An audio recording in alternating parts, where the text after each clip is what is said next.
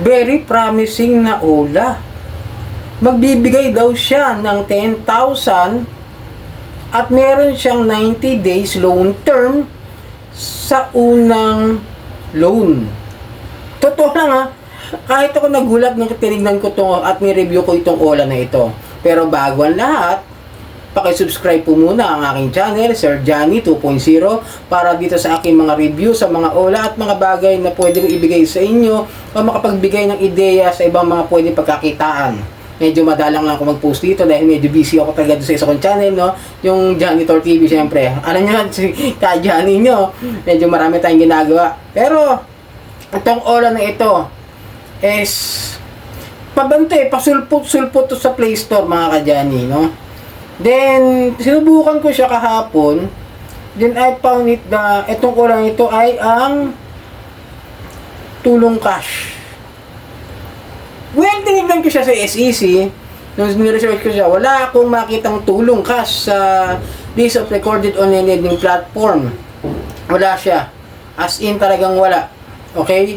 Kaya medyo mag-ingat kayo, ha? Hindi ako nagre-review ng sasabihin ko na kahit na may nakalagay na SEC registered dyan sa mga about details ng mga Ola na yan, maaaring kinukuha lang ng mga yan, ha? Maaari, ha? Wala akong sasabing, o kaya ay kinokopya, ginagaya lang nila yung mga SEC number dyan. Pero ito kasi hindi ko siya nakita sa list of online lending platform.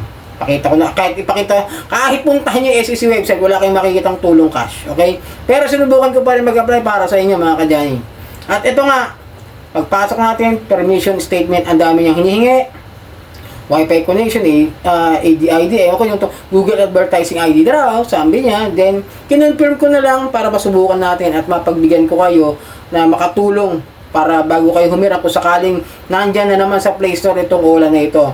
And then, allow, at kung ano yung mga hinihing allow. Siyempre, alam nyo na, yung calendar, messages, contacts, phones, kung ano, na gusto nilang i-access dyan sa ating mga phones. Kaya itong cellphone ko ito lang ginagawin ko pang review, okay? And then, dilipat siya sa increase your limit, fulfill more your needs, okay? Ayan.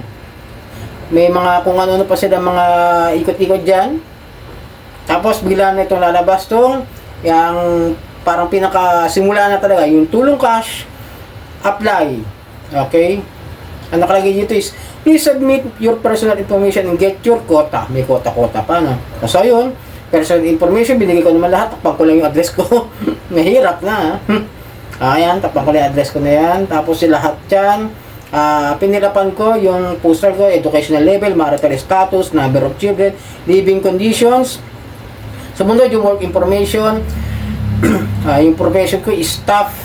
Kasi wala akong makita ng janitor, kasi janitor ako sa kumpanya. Then, ilang taon na ako nagtatrabaho, sabi ko mahigit sa 2 years. Tapos yung monthly salary, lalagay mo rin, etc.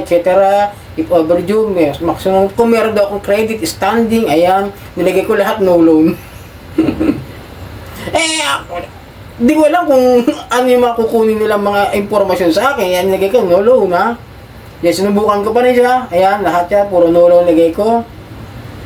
And then, humingi ng UMID ID kasi yun lang naman ang aking ID na primary ID, yung UMID. Then, takpan ko lang. Yan, yung information ko, tinakpan ko lang. Ayan, yung hihingi ng ID information. Kasi mas, alam nyo na, mas valid sa kanila kapag mga UMID ID, passport, driver's license, mga PRC, yan, mga legit na gusto ng mga ulan na kinukuha sa atin. Kaya ingat kayo sa pagbibigay ng mga ID nyo.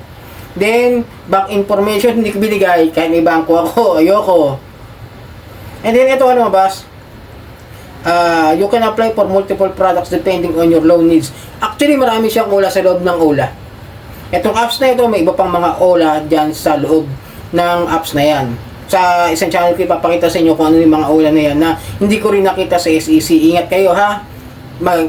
Ang video ito, pinapanood ko sa inyo, mag-ingat kayo sa mga ganitong klase ng mga Ola. And then, ayan, sinubukan ko, lumabas yung huli, loan details. Meron siyang 10,000 na loan amount ng credit limit ko. And then yung loan term ko is 90 days. Kasi amount received ko raw matatanggap ko sakali na ma-approve ako is 9,992. Ba? Maganda, promising, di ba? Parang 8 pesos lang yung service fee. Ang gandang pakinggan. 8 lang yung service fee, napakababa. Tapos yung interest niya is 240 lang. Date of application ko is January 27. Due date is April 27. Okay? And then, excuse me po. Yung repayment ko sa simula ng sa February, tama ba to? Due date 22, oh tama, 226, February 26, ang payment ko, sa first payment ko is 3,573, yung first payment. Susunod, yung 3,333, hanggang sa 3,333. Ang baba! So, kung 10,000, makukuha ko siya is 369, 9,000 plus 3,6 bali months. Ganun siya kahaba, ganun siya katagal na long term. Very promising. Pero ang tanong, wala siya sa list ng mga online lending platform. Medyo nag-iingat ako sa mga ganyan. And then after that mga kadyani, ang nangyari, naghintay ako, successful. If the loan processing, the final approved amount depends on your credit and assessments, maintaining a good credit record can increase the approved that loan amount. E di kinonfirm ko. And then binuksan ko ulit yung apps is rejected. Okay sana, di ba? No? Okay sana tong tulong cash. Ang baba ng service fee. Hindi katulad ng iba na kalahati kinukuha. Tapos 3 buwan. Kung talaga makakahiram kayo rito. Napakababa ng kanyang mga... medyo tama na para sa akin, no? Parang tawag doon, pasok siya sa 15% na ceiling rate ng mga pautang. Kasi 10,000 pababa naman eh. Kaya sabi kong tama lang yung kanyang tubo. 15% per month. Pero tandaan nyo, I will not recommend pa rin kung sakaling makita nyo sa Play Store. Kasi nga wala siya sa list of recorded online lending platform. Kaya mag-ingat pa rin at huwag kayong basta-basta nag-a-apply sa mga loan na hindi kayo sigurado. At kahit naman ako medyo kung promising siya, mas gugustuhin ko kung legit siya nakasama sa list. No? Napakagandang apps nito kung tutuusin. So yun, sana mga kadiyan makatulong ang video ito.